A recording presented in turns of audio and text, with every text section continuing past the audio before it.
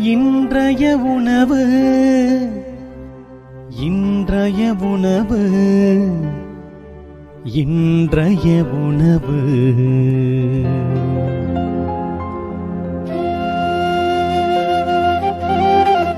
நற்செய்தி வழங்குபவர் தந்தை நிர்மல் ராஜ்.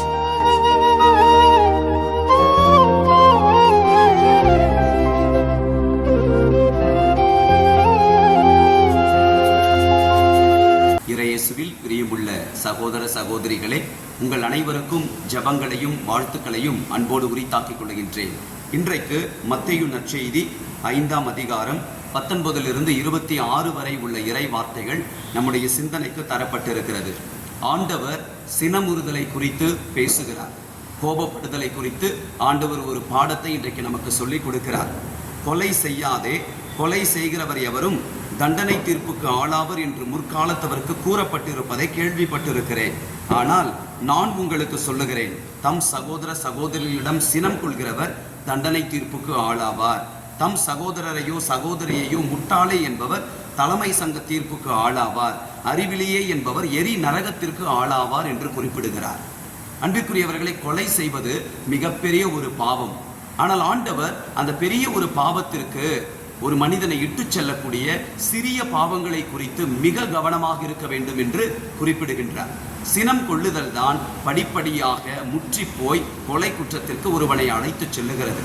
அன்பானவர்களே, நம்முடைய வாழ்க்கையில கூட சிறு சிறு குற்றங்களை எல்லாம் அவ்வப்பொழுது நம்மிடமிருந்து நீக்க நம்மை நாம் ஆண்டவரிடமிருந்து அருளை பெற்றுக்கொள்ள முனைய வேண்டும்.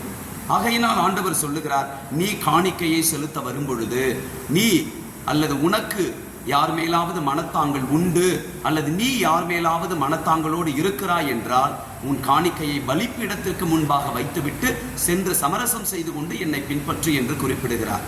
அன்பிற்குரியவர்களே, பலிப்பீடத்திற்கு நாம் ஒவ்வொரு நாளும் ஆண்டவரை வழிபட அழைக்கப்பட்டிருக்கிறோம். அந்த பலிப்பீடத்திற்கு வருகிற பொழுது நம்மிடம் உள்ள கோபம், நம்மிடம் உள்ள விட்டு கொடுக்காத மனப்பான்மை, பகை உணர்வு, இவைகளை எல்லாம் நாம் களைந்திட முயல வேண்டும். என்னை நோக்கி ஆண்டவரே ஆண்டவரே என சொல்பவர் எல்லாம் விண்ணரசுக்குள் புக முடியாது என்று ஆண்டவர் சொன்ன வார்த்தைகள் ஒவ்வொரு நாளும் பலிப்பீடத்திற்கு முன்பாக நம்முடைய நினைவிற்கு வர வேண்டும்.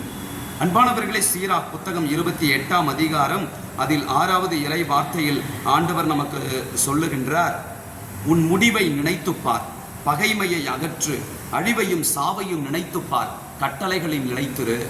அன்பானவர்களே, நாம் எத்தனை ஆண்டுகளை உலகில் வாழப்போகிறோம் என்று நமக்கு தெரியாது. ஆனால் ஒன்று உறுதி, நாம் ஒரு நாள் இவ்வுலகை விட்டு செல்ல போகிறோம். ஆகையினால் இந்த சொற்பமான இந்த மன்னக வாழ்க்கையில் நிலையான வாழ்க்கையை பெற்றுக்கொள்ளக்கூடிய சின்ன சின்ன பாவங்களை எல்லாம் நம்மிடமிருந்து அகற்ற நாம் முயற்சி செய்வோம்.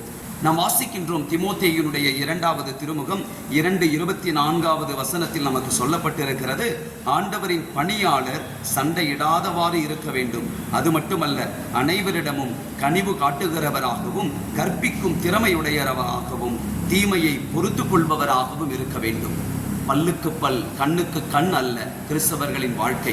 மாறாக ஒரு கன்னத்தில் அறைபவருக்கும் மறு கன்னத்தை காட்டுவதன் வழியாக அவர்கள் மனம் மாற முயற்சி செய்வதும் நற்செய்தி பணிதான்.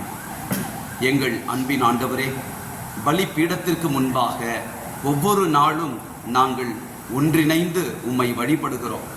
அந்த வழிபாடு அர்த்தமுள்ளதாக இருக்க நீர் இன்றைய நற்செய்தி வாசகத்தில் சொல்லிக் கொடுப்பதைப் போல எங்கள் சகோதர சகோதரிகளிடத்தில் உள்ள சினத்தை நாங்கள் அகற்றி சமரசத்தோடும் மன்னிப்போடும் விட்டுக் கொடுக்கிற மனப்பான்மையோடும் நாங்கள் திருப்பீடத்தில் செலுத்துகின்ற வழிபாடு உமக்கு உகந்ததாய் இருப்பதாக அதற்கான அருளை எங்களுக்கு கொடுப்பீராக. இயேசுவின் நாமத்தில் ஜெபிக்கின்றோம் தந்தையே, ஆமென். God bless you.